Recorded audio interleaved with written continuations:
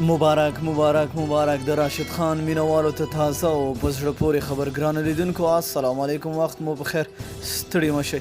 دوستانو د آی سی سی لخوا نوی تازه رینکینګ جاری شوی دی د ټي20 کوم چې دی هغې کې بالران دي. دوستانو په هغې کې چې دا مونږ وګورو ډېر داسې لوبغاړي پکې شته، ډېر تګړه تګړه بالران دي د آسټرالیا، د انګلینډ، د پاکستان او د بنګلادیش او د انډیا. داسې ډېر داسې تګړه تګړه بالران شته دي چې هغوی ډېر لاندې پراته دي. نو دوستانو که مونږ وګورو د اماد وسیم چې دی د پاکستان ډېر ښکلی او په زړه پورې بالر دی، آلراونډر هم ورته ویلو چې د هغه هم دویم نمبر باندې دی، او د پاکستان بل لوبغاړی چې دی شاداب خان هغه هم په دریم. عادل رشید د انګلند نه، دوستانو عادل رشید تاسو وګورئ، عادل رشید په یو وخت کې چې دا اول نمبر یعنی په ټاپ رینکینګ کې اول.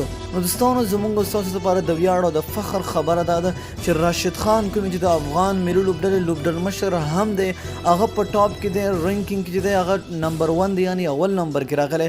د هغې ریټینګ ټول چې ده 280 ده. یعنی نن سبا تاسو خپل وګورئ دوستانو، هغه په بنګلادیش کې چې کوم لوبې کې د بنګلادیش سره په ټیسټ سیالیو کې بوخت دي، او تاسو خپل وکړئ چې هغه بل لوبه کې چې د 15 لوبغاړي هم وسوځول.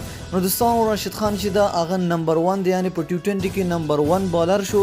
نو دوستانو دا زموږ ستاسو لپاره د فخر خبره ده. دوستانو ما مخکې هم ویل چې د انګلینډ عادل رشید چې دا په دغه مقام کې اول ځل و، او دغه مقام بیا راشد خان ته نه واغشه په نوې رینکینګ کې 2019 کوم رینکینګ چې آی سی سی جاری کړی دی په هغې کې راشد خان اول نمبر راغلی دی. نو دوستانو تاسو څه فکر کوئ چې د راشد خان ریکارډ به څوک مات کړي او که نه؟ تر څومره وخته پورې به راشد خان خپل دغه مقام کې ولاړ وي؟ لاندې په کمنټ کې خپل نظر را سره شریک کړئ.